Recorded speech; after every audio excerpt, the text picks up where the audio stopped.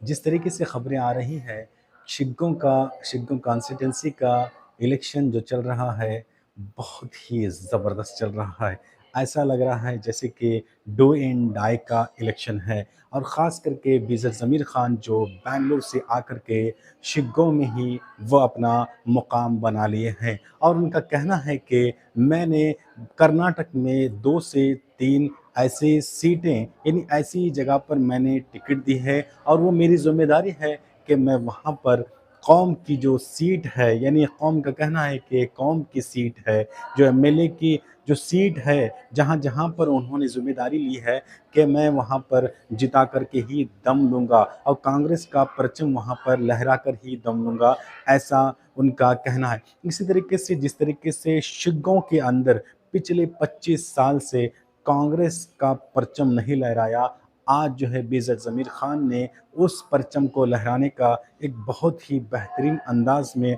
उन्होंने कदम उठाया और हर गाँव-गाँव में चप्पा-चप्पा, करिया-करिया वो घूमते हुए नज़र आ रहे हैं और यासिर खान पठान हो या फिर अज़ीम पीर कादरी हो या फिर नसीर, ये जो एमएलसी नसीर साहब जो हैं, वो भी बैंगलोर से आए हुए हैं। देख सकते हैं जिस तरीके से अखबारों में हो या फिर फ़ोटो के ज़रिए से आपको हम बताने की कोशिश करेंगे, शिग्गांव का इलेक्शन बहुत ही ज़बरदस्त चला हुआ है और उनका कहना है और अज़ीम पीर कादरी साहब ने भी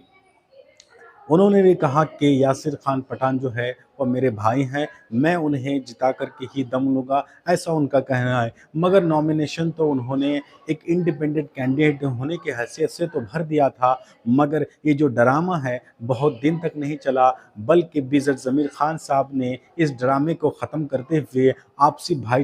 चारगी एक दूसरे में पैदा की और कहा कि यासिर खान पठान हो या फिर जो है अज़ीम पीर कादरी हो, ये दोनों पार्टी के बहुत ही कद्दावर नेता हैं, ये दोनों ही मिलकर के या शिग्गांव कॉन्स्टिट्यूंसी में जीत का परचम लहराएँगे। इसी तरीके से उन्होंने कहा जैसे ही 13 तारीख का जो इलेक्शन हो जाएगा, नवंबर 13 तारीख तक इसका इलेक्शन होने के बाद में उनका कहना ये था कि अभी कोड ऑफ कंडक्ट लगा हुआ है, तो अज़ीम पीर कादरी को हम कौन-सा पोस्ट देंगे, क्या देंगे अब हम नहीं डिक्लेयर कर सकते, मगर 13 तारीख के बाद में आपको एक तरह का चौंका देने वाला ये पोस्ट होगा। अज़ीम पीर कादरी को बहुत ही बेहतरीन अंदाज़ में एक जो है कांग्रेस पार्टी के ज़रिए से पोस्ट दिया जाएगा, ऐसा उनका कहना है। और जिस तरीके से अज़ीम पीर कादरी ने एक तरह का ड्रामा किया और अपना फुल वो पहले तो कांग्रेस पार्टी से बगावत करने लगे, फिर जाकर के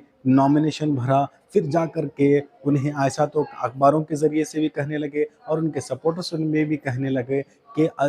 मेजर ज़मीर ख़ान साहब हो या फिर कांग्रेस के जो नेताएँ हैं, अधिकारी हैं, वो जो है बैंगलोर में उन्हें डिटेन कर लिया गया है। आखिरकार ये सभी मामलात तो क्या हैं, क्या नहीं, वही बेहतर जाने, मगर जब अज़ीम पीर कादरी जब हुबली एयरपोर्ट में मेजर ज़मीर ख़ान के साथ में जब पहुँचे, तो उनका कहना भी यही था कि मैं पार्टी के साथ में हूँ, पार्टी मेरे लिए इम्पोर्टेंट है, कोई एक इंडिविजुअल आदमी मेरे लिए इम्पोर्टेंट नहीं है। कांग्रेस का मैंने 20 से 25 साल तक काम किया है, आज भी मैं कांग्रेस के साथ में हूँ। मेजर ज़मीर ख़ान हो या फिर सिद्धरामैया हो या फिर डीके शिव कुमार हो, उनका मैं साथ दूँगा और का पार्टी का काम करने के लिए मैं आऊँगा और यहाँ तक कि मैं यासिर खान पठान को इस कॉन्स्टिट्यूंसी में जिता कर ही दम लूँगा। आप देख सकते हैं जिस तरीके से जो फ़ोटोज़ आ रहे हैं कि यासिर खान एक तरफ हैं और फिर अज़ीम पीर एक तरफ हैं, दोनों गले मिलते हुए नज़र आ रहे हैं, एक दूसरे को माफ़ करते हुए नज़र आ रहे हैं। अब देखना होगा